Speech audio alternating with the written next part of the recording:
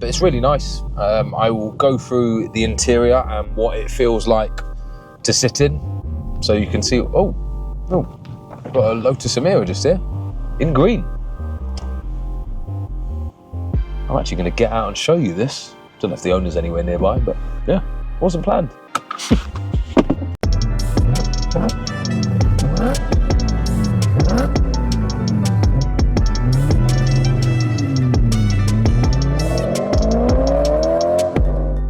Welcome back to BHP Tours.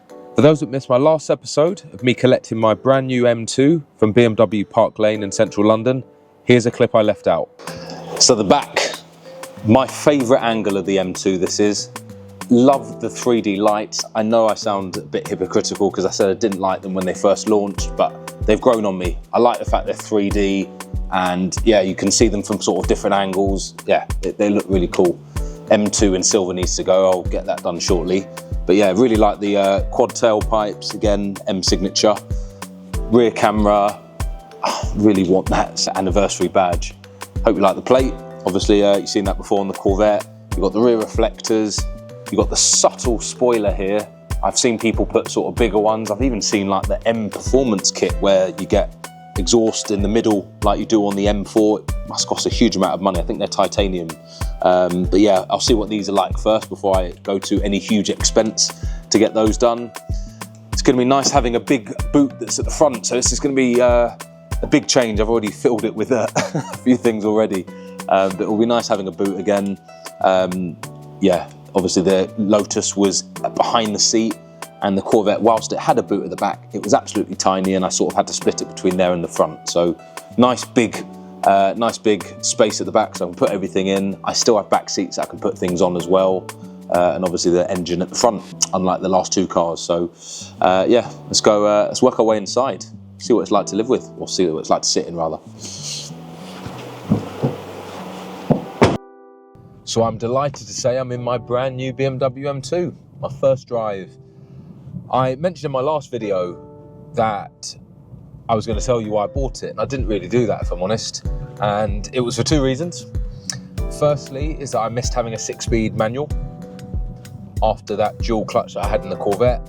And secondly, I missed having a BMW. If I'm honest, I've had a couple before and I wanted to go German again. So I'll delve into that in a bit more depth.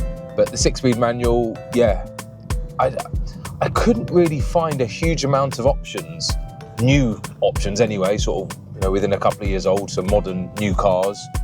I couldn't really find many options sort of for south of 70 grand really. I couldn't really afford going anything more than that. And I know there's 5-litre Mustang manuals, there's Toyota Supra manual.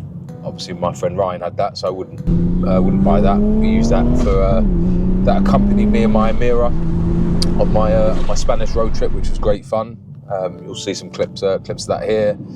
But yeah, there's not a huge amount really. If we're going to go for the sort of German rivals, then the RS3 or S3 Audis, lovely 5-cylinder engine in the RS3, but that's only available as a dual clutch. Same with Mercedes and their A45 and CLA45Ss.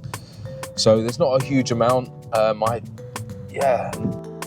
Porsche, I guess, really. You could look at the 718 GTS 4.0. That looks like a great car. Don't love the interior though. It looks a bit sort of bland to me. I think when you compare that against the latest sort of G-series BMWs, I personally prefer those. GT4s have always appealed to me, but I don't think they make them new anymore. I don't know if they've stopped production altogether, but yeah, I don't think you can get those. Love the Spider, but again, that's a lot more money. So yeah, I just thought, yeah, this sort of tick the right boxes. And I know you can buy cheaper hot hatches, but yeah, I sort of wanted something a bit different. And yeah, as I said, with that second point, I've just fancied having a BMW again. I've had a few. Had a M135i back in 2015.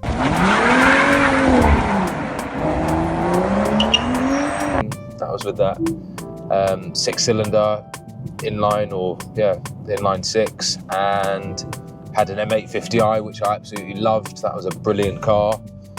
That felt like a limousine. I saw the Top Gear video. I remember watching that when I think, was it Clarkson or James? I think Clarkson had no, I think it was James May actually. And Clarkson had a Bentley or an Aston, and then James May bought an M850i, and yeah, what an engine that is. But yeah, no, just missed having a BM. Did look at getting an M2 before actually. I looked at that, the F87, and then about a year ago when I ordered this thing, I looked at getting the CS, which I know has a carbon roof. Sorry to the viewer that commented on my last video. So I looked at the CS, but there were so much. They were going for overs. You know, the used car was quite a bit more than what it cost new. And I was aware that the G Series M2 was coming out. So I thought, let me not rush and spend more and the car depreciate. So hopefully I was right with that, because I ended up with this. But it's really nice. I will go through the interior and what it feels like to sit in. So you can see, oh, I've got a Lotus Emira just here, in green. I'm actually going to get out and show you this. Don't know if the owner's anywhere nearby, but yeah, wasn't planned.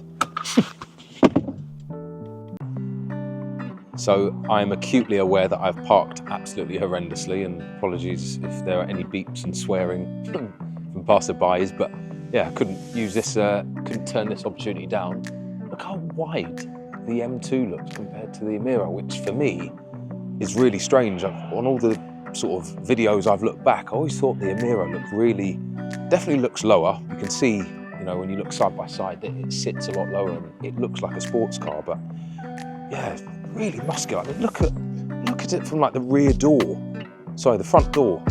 Look at the door handle, and then you look there, look how wide. It looks like the Emira's sort of been sculpted perfectly, really. And then this car just looks like a sort of, yes, a normal car, as it were, and then all of a sudden you just get a massive haunch here, like absolutely huge. So yeah, it looks a lot better when I compare it, like when I have them side by side. I did think the Emira was one of the best looking cars I've ever seen. It's stunning. I don't really like it with the silver bits personally. My one was obviously the same green, but had, yeah, black wheels, black lettering, black exhaust. And I'm not a massive fan of red calipers. I don't know why. I think I'd stick with yellow, but yeah, it looks really cool. Oh God, it's freezing. But yeah, it's interesting to see it. Love the owner to come out, have a chat. I'm convinced that M2 is quicker than the Emira after driving both. Sorry, Apple Watch, be quiet. I like the tan, but I don't know, not sure if I'd do it in this. I did look at it personally, but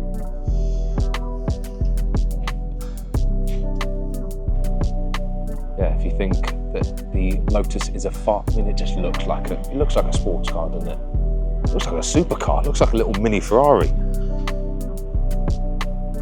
yeah, no, the M2 with its carbon roof and the lighter. Yeah, I really, really like it. Back inside, shall we? Sorry, mini man.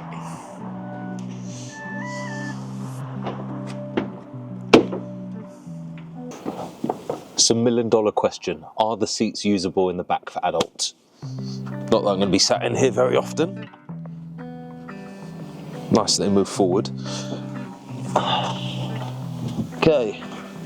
That is remarkably easy to get in and out. It really is. You've obviously got holes in the seat. Do you know what? That isn't bad. And whoa. Okay, all right. I mean, I wouldn't sit behind both, forgive me, but that's not bad. I mean, the headroom, again, I'm 6'1". I wouldn't want to drive to, you know, Spain in the back of it, but it's manageable. And again, that's, you know, behind Bo. You know, if you're sat behind somebody who's 5'10" or under, then yeah, it's not bad. You have got, I say a cup holder. You don't have any cup holder here in the back. You have got vents, so that's okay. And you also have like controls and yeah, like a storage tray, I guess you'd call it. And you can fold the seat down, you know, you've got a ski hatch. Didn't know that actually. So yeah, ski hatch. If you want a sort of an armrest as such, but yeah, listen, they're better than 911 seats, and yeah, again, I can't imagine ever doing a road trip with 4 of us, but who knows? Let's see how the channel picks up, shall we? But yeah,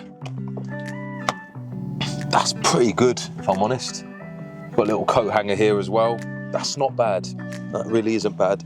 And an added bonus of M2 ownership. And it even goes back to your safe position. Love that. Box ticked. Well, now you know, the M2 is practical enough to fit 4 people in, just. You might now ask, what's the build quality like? You'd expect it to be top tier being German, right? And I'm happy to report that it is. Interestingly though, this car is not built in Germany, Munich or anywhere near it. It's actually built in a place called San Luis in Mexico. Yeah, Mexico. Random, right? So the car is manufactured in Mexico, then packaged and then shipped across the Atlantic all the way to Europe, ready for new grateful owners like me.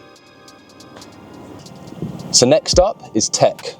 And wireless Apple CarPlay is standard and Android Auto. Great news for me because on my Lotus Emira and the Chevrolet Corvette, it was wired. Not the end of the world, but does make it that bit nicer. You also get a standard on every single M2, heated front seat and dual zone climate control.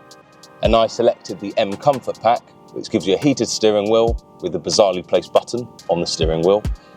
You get comfort access, which is a keyless entry, and also a wireless device charger, which I'll show you now. So I'm hoping this clip gives you the best angle because my camera's mounted a bit strangely, and I'm obviously using my phone here to demonstrate. But on the manual, the wireless device charger goes in the center armrest. I think that's a bit strange, but I guess the whole idea is that the phone's locked away, out of sight, safety first, and use your wireless CarPlay for all of your phone functions. But on the Auto, it's mounted here. Don't know why. I guess it's something to do with the gearbox shift and linkage. I can't think of any other cars where the wireless charger is put in a different place for manual and auto. If you can, let me know in the comments. Always open to finding out something new. I've given the Harman Kardon surround sound system an initial test and it gets a thumbs up from me. BMW have used Harman Kardon in their models for 30 years and they're great. It's as good as it gets in premium car audio in my opinion. The only 2 car audio setups I've listened to that are better than this surround sound system is the Meridian Signature on the Range Rover SV and the Bose system in my Corvette, funnily enough. That was brilliant. This beautiful new BMW Cockpit Professional that you see behind me was added to the M2 after the original 2 Series had 2 separate screens on launch. This huge curved touchscreen is the Cockpit Plus. The professional part is added by the full colour head-up display. So now you know a bit about why I bought the M2 and what it's like inside. So where do I take it? Well, it wouldn't be BHP Tours if I didn't take it on a road trip. For those that have been following my channel for a while, thank you first of all, but you may remember my second ever video where I took my Lotus Emira from London to Wales to run in the engine and had a great time.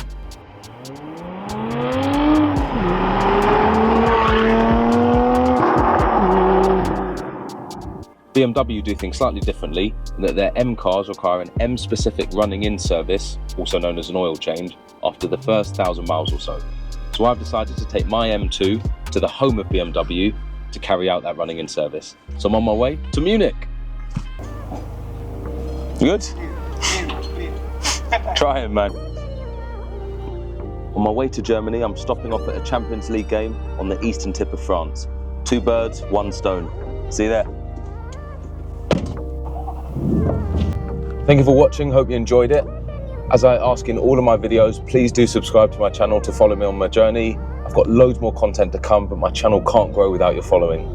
When I saw in my last video, 90% of people that watched were new to my channel and hadn't watched a video before. So yeah, let's try and change that ratio around.